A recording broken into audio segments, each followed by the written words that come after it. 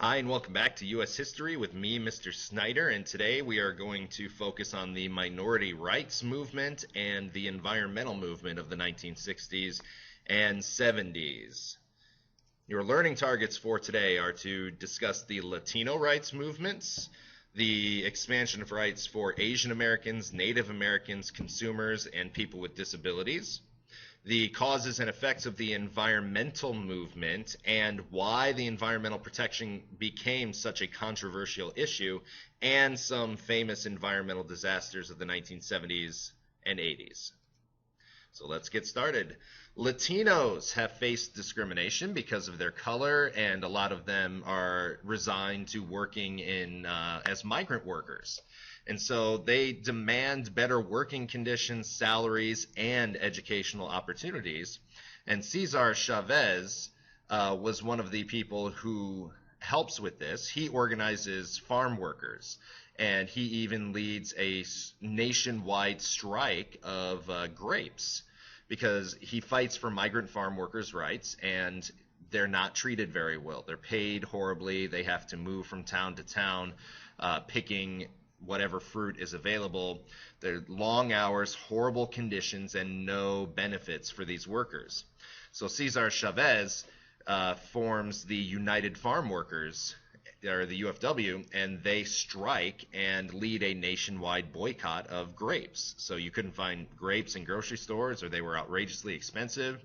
And this brought attention to the need of migrant farm workers' rights. And so Cesar Chavez, they have a Cesar Chavez Day in California. It's a state holiday.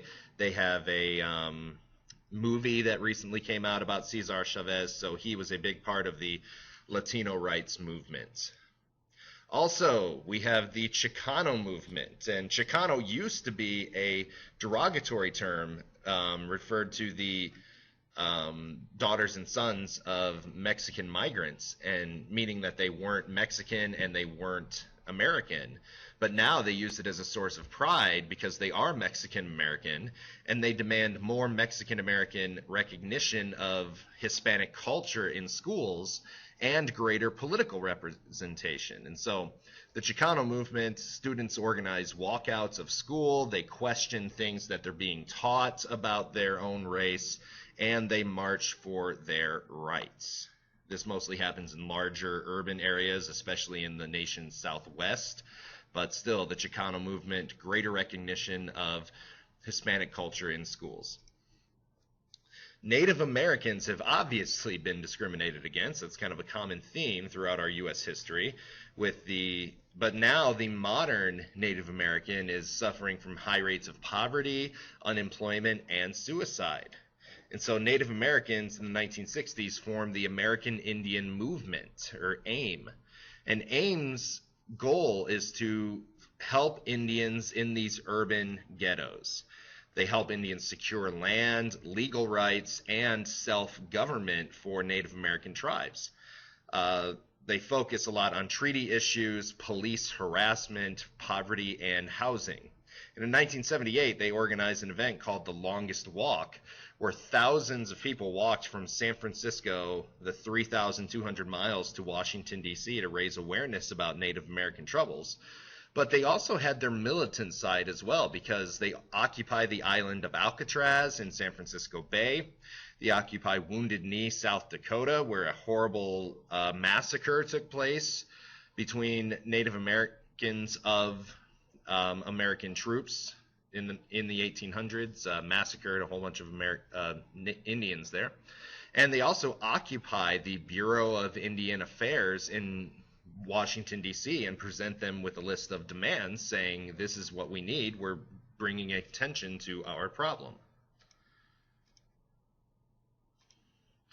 Asian Americans, the Japanese American Citizens League, or the JACL, was formed in the 1920s to protect citizens' rights, but then after World War II, they start to work for compensation of lost property during World War II internment. And so Japanese were just forced to report to the nearest camp, and then they shipped them off to wherever they were going to. They lost their jobs, they lost their mortgages, their property, and they were never compensated for that. So in 88, they finally earn recognition of these redresses. The government officially acknowledges the unconstitutionality of wartime internment based on race and gives $20,000 to each surviving detainee. And the JACL is still around today, working to further Japanese American citizens' rights. Also, a consumer rights movement emerges in the 1960s where Ralph Nader, we kind of figure out that big corporations are taking advantage of consumers. So Ralph Nader publishes Unsafe at Any Speed, which is a book that attacks car makers for cutting corners and saving costs, but still making unsafe cars. They ignore safety recommendations, seat belts, stuff like that. And so this is the very early stages of car safety. But Nader's book begins federal mandating for car safety, and the government begins making seat belts and other safety procedures standard. Nixon proposes a place or a government agency to make sure that workplaces were safe, and that's called the Occupational Safety and Health Administration, or OSHA, in 1971. And OSHA's job is to issue workplace safety and health regulations. So laws about how long a person can be limited to chemical exposure, access to information. You might see like posters in the break room about minimum wage. You might see them in English and Spanish. Those have to be there by law. Using protective equipment when you're doing dangerous jobs, and having safety procedures in place to keep employees safe. Also, people with disabilities up to this point were treated as defective, basically defective human beings, and they aren't capable of producing anything for human society anymore. But people who were able-bodied and then became disabled in like Korea and Vietnam worked to change this perception. So Kennedy was the first president to establish a panel on mental retardation, and we don't call it that anymore, but in 1961, so that the government could find out what people with intellectual disabilities need and help them. And he did this because he had experience with disabilities. His sister Rosemary was developmentally disabled. And also, someone related to Kennedy, Eunice Shriver, begins an athletic camp for people with disabilities, and this will later become the Special Olympics. And let's move on to the environmental movement. The book that starts it all is Silent Spring by Rachel Carson, and she puts forth the idea that human activity is altering the environment for the worse. And so Rachel Carson's book describes this impact of pesticides on animals, and so pesticides are made safer after this. Also, the Cuyahoga River in Cleveland is so debris-filled that a spark ignites all this debris on the river surface, and it brings attention to, maybe we should kind of clean up our water a little bit. And so we have the first Earth Day on April 22nd, 1970, where there are events around the nation to help clean up the environment, and it also forces the environment to be taken up by politicians, and Nixon does. He becomes an environmentalist. He passes environmental legislation, four pieces. He creates the EPA, or the Environmental Protection Agency, to help clean up the environment and eliminate pollutants that pose a risk to public health, and also to basically cap how much factories can pollute. That's what the Clean Air Act does, is limit emissions from factories and cars. The Clean Water Act limits water pollution from agricultural runoff and industry. And the Endangered Species Act basically protects endangered species. What a concept. Because if they go extinct, we'll never have that species again. There is some controversy with this because conservatives begin complaining because it interferes with a person's property rights. You know, I own this property, I can do what I want with it. Basically, it's infringing on a person's property rights. It also harms businesses and job development because money that could go into the businesses is going toward environmental cleanup and protection. And so Americans remain divided on what role the government should play in regulating the environment. And now for 3 environmental disasters in the Love Canal, New York in 1978. And you can see it's right there by Niagara Falls. Toxic chemicals are being dumped in the ground, and rain spreads those chemicals out and makes people sick.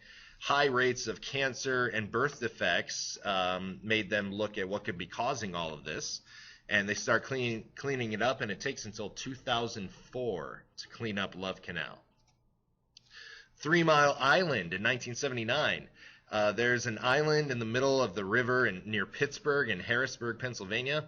In this incident, it partially melts down one of the reactor cores. And when that melts down, you can't just put it back together.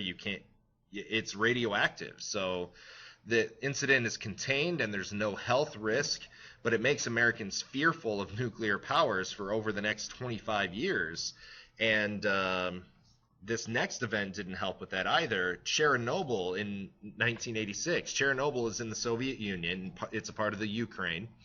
And basically a fire and an explosion spreads large amounts of radioactive particles into the atmosphere over Belarus, Ukraine, Soviet Union, and Eastern Europe.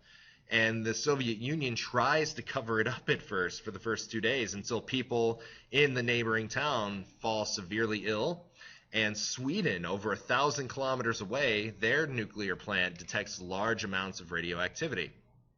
And so this forces the Soviet Union to spend $18 billion of money that they barely had to help speed up the end of the Cold War. They were forced to clean it up. So this is only one of 2 events that reached a level 7 on the International Nuclear Event Scale, which is the maximum level, along with the meltdown, along with the tsunami in Japan in 2011. That was the other level 7 event. 400 times more radioactive material was released here than in the bombing of Hiroshima in Japan. And so this was a very, very big disaster. They've cordoned it off, and this city next to the plant is like a ghost town. People could only take what they could carry. And so now they're allowing people back into this area over 25 years later and to visit and tour this area. Basically, it's a forgotten land from 1986 because nobody could be there. And basically, it's the worst nuclear disaster in history. And that is all of the sections 3 and 4 we have for you. Be sure to fill out your learning targets, and I'll see you back in class. Bye.